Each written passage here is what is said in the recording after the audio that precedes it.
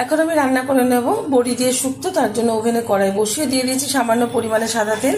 তেলটা গরম হয়ে গেছে, তেলের মধ্যে বড়িগুলো ছেড়ে ভেজে ভালোভাবে ভেজে তুলে নেবো একটা পাত্রে।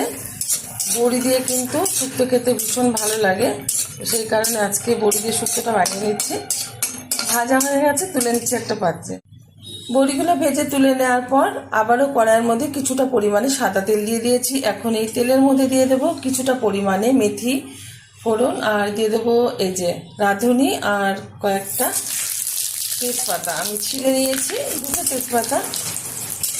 রাঁধুনি দিলে কিন্তু খুব ভালো একটা ফ্লেভার আসে, আর শুক্তোতে কিন্তু রাঁধুনি অবশ্যই আপনারা দেবেন, তাহলে কিন্তু খেতে ভালো লাগবে আর তার ফ্লেভারটাও খুব ভালো আসবে। এখন দিয়ে দেবো এর মধ্যে হাফ চামচ হলুদ গুঁড়ো,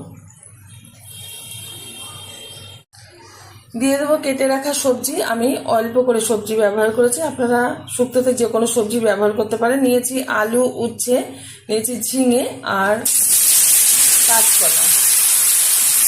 ভালোভাবে নেড়ে চেড়ে নেব। বেশ কিছুক্ষণ নেড়ে চেড়ে নেওয়ার পর সবজিটা কিন্তু একটু ভাজা ভাজা টাইপের হয়েছে। এখন দিয়ে দেবো এর মধ্যে পরিমাণ মতো লবণ।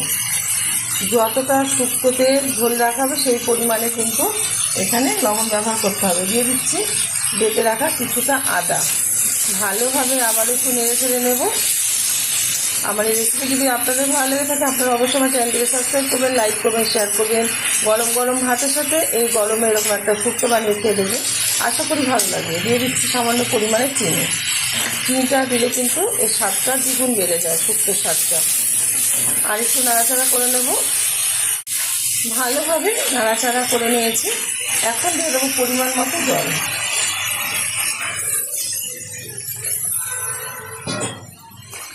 একটু নাড়িয়ে দিচ্ছি। এখন কিন্তু বড়িটা দেবো না, বড়িটা পরে ব্যবহার করবো আমি এই ঝোলের মধ্যে। ঢেকে দিচ্ছি 15 মিনিটের জন্য। ঢাকনাটা তুলে দিচ্ছি, ওভেনের আঁচটা হাই করে দিচ্ছি।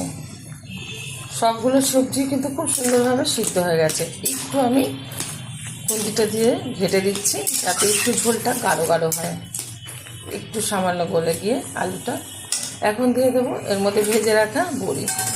বড়িটা দেওয়ার পর আমি 2 মিনিট মতো হাই আছে ওটা ফুটিয়ে নেবো, তাহলে কিন্তু সুন্দর একটা শুক্তো তৈরি হয়ে যাবে।